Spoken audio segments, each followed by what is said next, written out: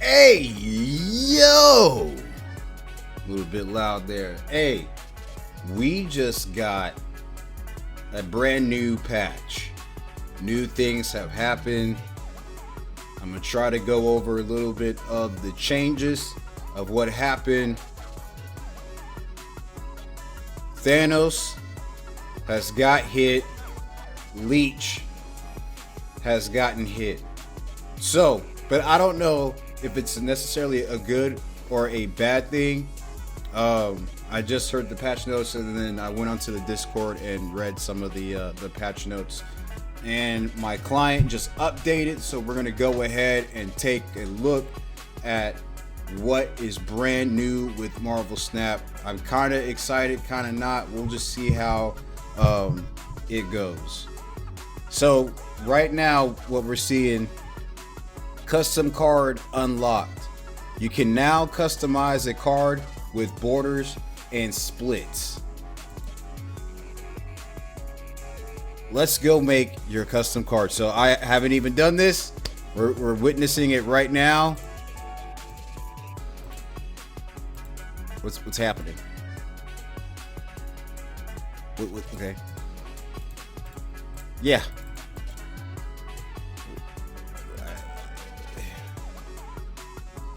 Okay, so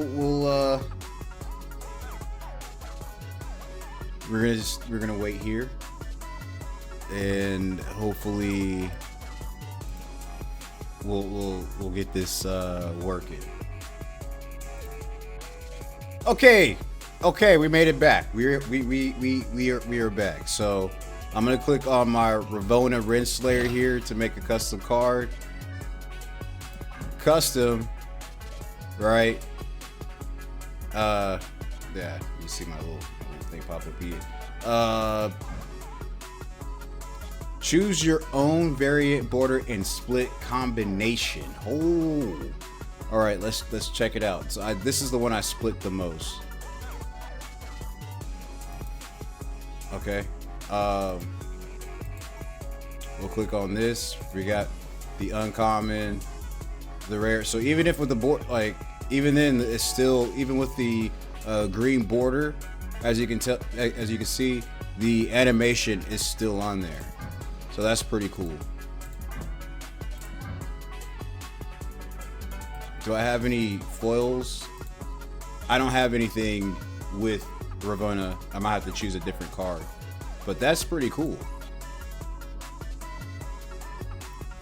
Let me go ahead and just save that but I'll try to pick a card that I have a lot of splits on. Let's see. I think I could try Mystique here. We'll go for a custom.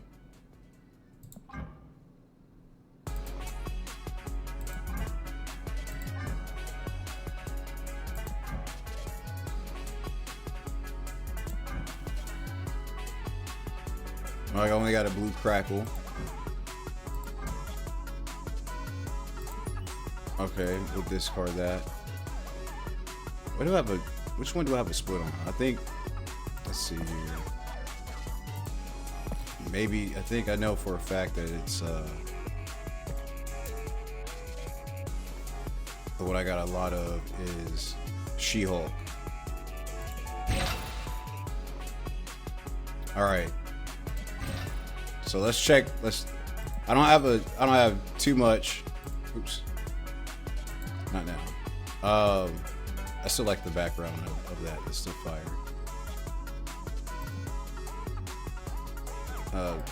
For right now, we'll just do that. But we'll do a custom card. Edit. See, I got the black tone. I got the black crackle.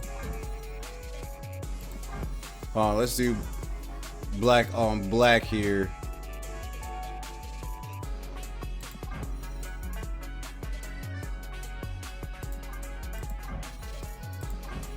Wait, how the hell did I do this? I know I have more borders. Where's my borders at? Oh, that's right. So I can do...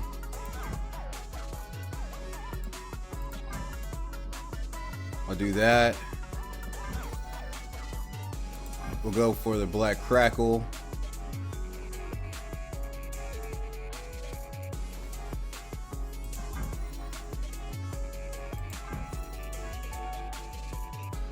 And then we gotta go. You know what? I'm gonna do. Oh, how come I can't do Black Crackle with the gold background?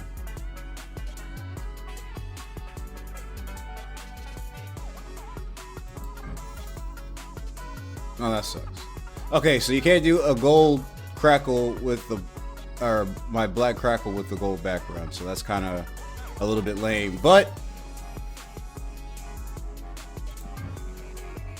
I can mix and match and then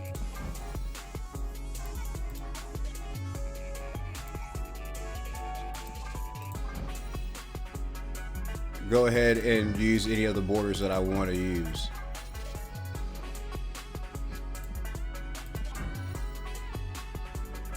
I think that's cool. I'll just do that just for an example. So now we got effects and borders that we can change. Oh, I feel like there should be a little bit more to that, but so far that's kind of cool. I got new albums, boosters, 155 boosters, a new emote. Okay, we got the Professor X new emote. That's pretty cool. I think there's something else that's brand new with the store. So if we go check out the store real quick, and you scroll down to daily offer. Oh, there it is. So under the gold area, there is now an official 30-day gold pass, which is $5, which you get, which is going to be a lot more, plus 50 daily for each time that you log in and sign on, for a total of 100 and for 1,800 total gold for the month, which would equate to 1,200 variant. And then if you go on climbing on the track, so you could technically get 2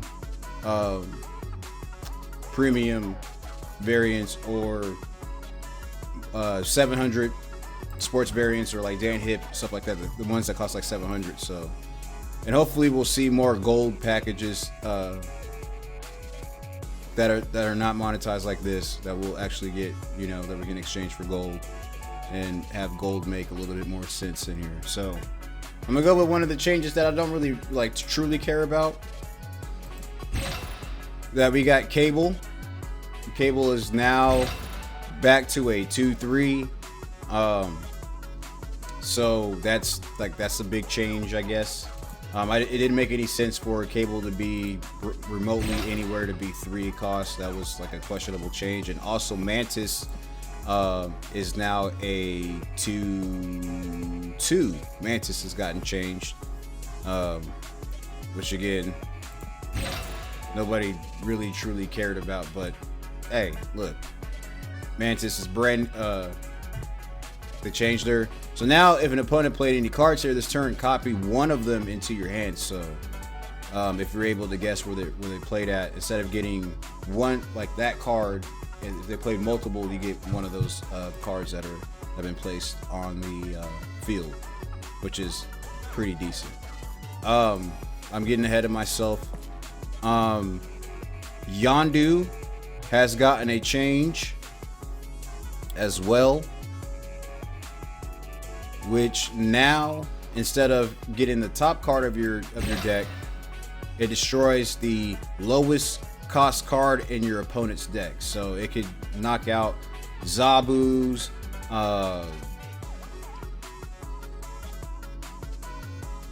any one costing card, anything that's low.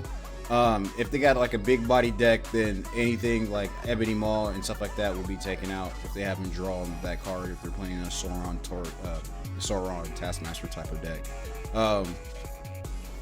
Which I don't know about that change, but I guess it makes it better for cable.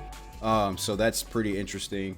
From what they said in their patch notes, for Yondu, Back in the old days, Yondu was a frequent player in destroy decks thanks to this trigger helping to discount death while powering up Null and providing some information. However, recent competition has almost universally left Yondu on the outside looking in as players grow their collection to include stronger synergy elements. The small change aims to give Yondu some new potential to function with cards like Cable and others in the near future that aim to steal cards from your opponent's deck, improving the quality of cards stolen by destroying the duds ahead of time. Given the existing effect was already insufficient for Null to notice, this potential outweighed that consideration.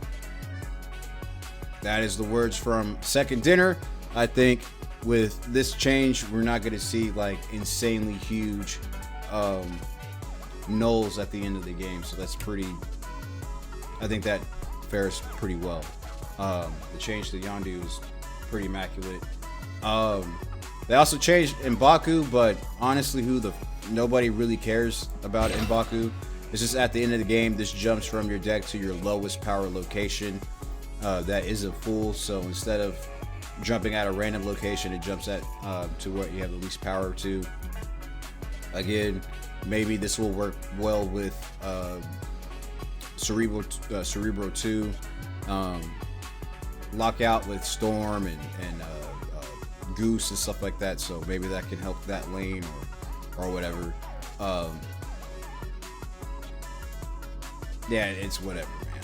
I don't really tend to care about that. Let's see what else has been changed. Miek, I do not have Miek, but now Miek is actually a card that's worth it, because you get to choose where to move the card. Let's see here. Miek has been changed. When you discard a card, this gains +1 power and can move next turn. So whenever you discard a card, it gains +1 power. So you can get rid of multiple cards, and you can choose where you want Miek to move. So that makes a huge difference to where beforehand it was randomly. Whenever you discarded a card, Black Cat didn't move Miek. Dracula didn't move Miek. Whatever else that discarded that at the end of the game didn't move Miek. So like, but those two essentially were Dracula and Black Cat. So now this will be added. The power will be added onto Miek. And damn, man, maybe I should spend like 3K to get Miek. I think this is actually a good card now, and it's possibly worth the 3,000 tokens. But tokens are still not where they once were beforehand, but it is what it is. If you want a Series 4 card, I think Miek is going to be that Series 4 card to get. What else? Let's see here. We're going to go over, I went over the less important ones. The most important ones are going to be with Elsa Bloodstone.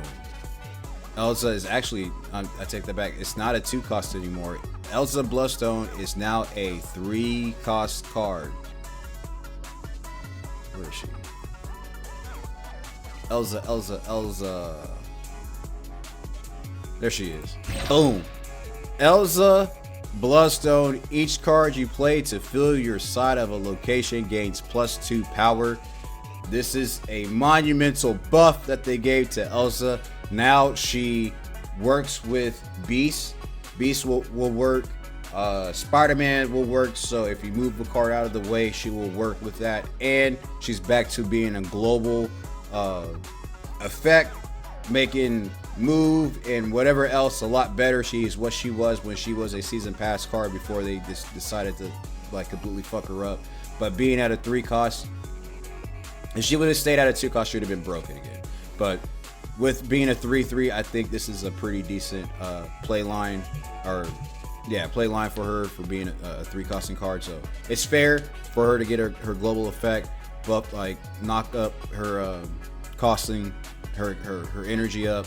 But now she's back to what she once was, and she's not power crept by every other deck in the game. So she's going to be viable. Hope Summers, Elsa Bloodstone, still going to be maddening. So be on the lookout. This changes a lot with the effects of Beast and Spider-Man working with in conjunction with Elsa Bloodstone. So bounce, hit monkey, back. I don't know.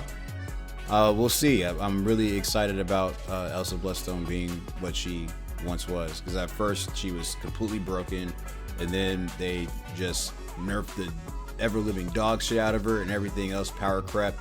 So I think with her being what she is now, we're gonna see bounce or silky smooth be back into the game.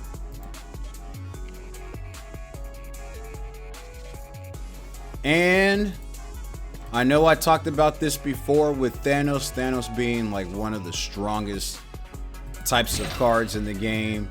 Got a little bit of a nerf. And the one that got the nerf was the Time Stone. The Time Stone was absolutely busted, getting you 1 energy beforehand, to where you can play Professor X on turn 4 or Devil Dino on turn 4. Now, on reveal, draw a card and give it -1 cost. So now, with this in question, Mobius and Mockingbird coming out very, very soon, Mobius stonks have risen to monumental, it's monumental. It's big shit. It's a big deal. So you still be able to draw cards, but now you're not able to play Devil Dino on turn 4 or Professor X to lock out, unless that Professor X has gotten the -1 cost. But if the opponent has Mobius out there, the Mobius effect is gonna negate that. So that's a pretty big deal. I don't know if it's like the huge nerf. I still think that Thanos is relatively strong. Archetypes are still going to be really strong in it.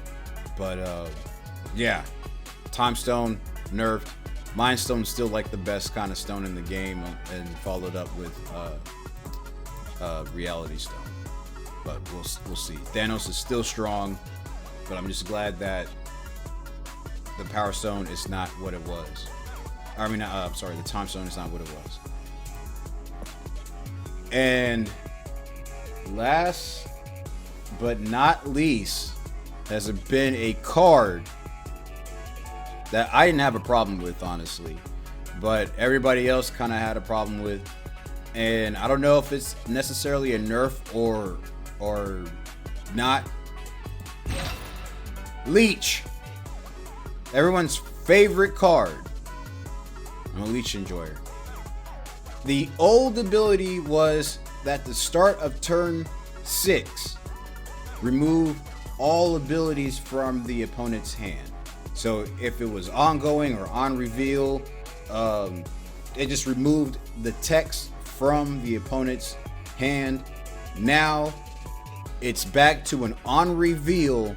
Remove the text from cards with on reveal abilities in your opponent hand. This makes it to where now, I think since Thanos first came out and Leech's old ability was an on reveal, and you're able to lockjaw whatever into Leech when lockjaw was still a 3-costing card, made it a problem to where it just removed everything from your opponent's hand and they couldn't really necessarily do shit. Now this only affects on reveal cards, so Infinite has to still, it's not a just a regular old 620 that could be, that could be played even if you played a card before. So anything that has on reveal abilities are affected. So Dr. Doom, all the good shit. Ongoing cards are still going to be prevalent. So even if you removed Devil Dino beforehand, you could remove Devil Dino from the play if they're expecting to play like a last turn type of deal, or whoever the fuck does that. But that is affected. Shang-Chi's are affected. Legion is affected. Here's the notes from Second Dinner themselves. Second Dinner states, "We are aware that Leech is among the least beloved cards in Snap on any given week. However, Leech has served an important role for over a year, ensuring that there was some meaningful check for the various shenanigans players could get up to during the end game. In that time, we've also made a concerted effort to design more specific disruption at better rates, such as Echo, Mobius, Shadow King, Kyra, Supergiant, and even a few more cards you'll see very soon. Thanks to those additions, we ready to try to restricting Leech to affect a narrower band of cards. We like to make sure Leech continues to play some kind of role, so we chose to affect one of the bands he most consistently targeted already on reveal cards like Shang-Chi and Legion that tended to steal the game on the final turn. So kind of sucks. Legion was already affected if you hit him and you weren't able to play out Legion when you ever wanted to sneak a turn. So now it's just unsneakable per se. But I guess it being a on reveal, it's back to what it once was. Can this be cheated out? We might see this cheated out to stop some of the plays. I think Leech will be that important, but if ongoing cards are going to be the truth, we're going to start seeing more echoes and enchantresses being played out. So this won't take anything away from Living Tribunal unless you're able to set up to have Enchantress or Echo on there. And now if you have it in your hand and they play Leech, Echo and everything else won't be affected by Leech itself. But we'll see how this goes. I still think Leech still has the potential to be really, really good. Even though it's on reveal, I still think it's good. And no Doctor Dooms or Legions or Shang-Chi's and stuff like that will be able to hit your people unless they happen to top deck it. But that's the only thing that I can see. And maybe we'll be able to see more Cables and Leech combinations. So I'm really interested to see how this meta shakes up. I still think that Thanos is going to be the best deck, but that is all that I have. There's a lot more that they implemented as far as the gameplay goes. They added an actual discard and death deal underneath your avatar, so you're able to actually see what has been destroyed and died. So I think for people with mobile that play on mobile, they'll be able to see what has been destroyed and what has been discarded from the opponent, which is really good for the mobile community. They can catch up with some of the PC where a lot of the PC users, as myself, we use Untapped.gg to keep tracks, or Snap.fans little tracker and stuff like that for the previous games and how many cubes and everything you lost. So that's pretty interesting as well. But yes, I'm kind of excited, but we'll see how it goes. We'll see how this affects the meta, and we'll see how this affects Mockingbird coming out, and with mainly that card being part of the Thanos build that I've been seeing a lot of people talk about. But other than that, guys, I am done yapping. We'll see how it goes. We'll see how it goes. I'm still not necessarily too excited, but Gold Pass is pretty nice. Hopefully they'll bring back gold bundles. But if they don't bring back gold bundles, then what is the point of even spending $5 to get gold and you really can't necessarily do shit? But it is what it is. Maybe you can buy more daily missions, maybe be able to get back on track with collecting your stuff on the collector track. But that's it. I think I'm done. It's been almost 30 minutes yapping. I'm gonna try to condense this down. Appreciate y'all. I really wanted to try to get this out and talk about it. Hopefully you guys can tell me what your favorite changes are. If you guys look over the patch notes yourselves or look at other content creators and see what they've talked about as far as the whole brand new patch happening. So y'all take care. I guess like and subscribe. It don't matter. Like you could, you don't have to. Whatever. I just here to yap. Peace.